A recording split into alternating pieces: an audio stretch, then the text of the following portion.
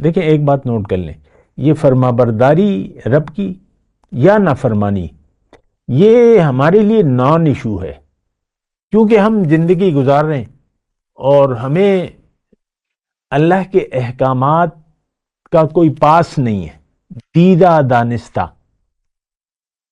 ہم رب کے احکامات کی خلاف ورزی میں زندگی گزار رہے ہیں۔ دیکھیں قرآن تو ہمیں سیدھا راستہ دکھاتا ہے، جنت کا راستہ دکھاتا ہے، اور ضبط نفس کی بات کرتا ہے۔ قد افلح من تزکا، کامیابی کی دلیل ہے جس نے اپنا تزکیہ کر لیا۔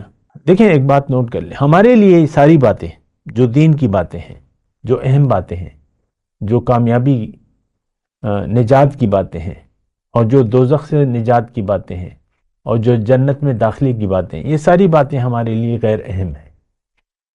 آپ اس بات کو محسوس کریں کہ ہمارے لیے اس وقت اہم جو ہے وہ دنیا کی زندگی ہے۔ کیا کام کروں کہ زیادہ فائدہ ہو، جلد فائدہ حاصل ہو جائے۔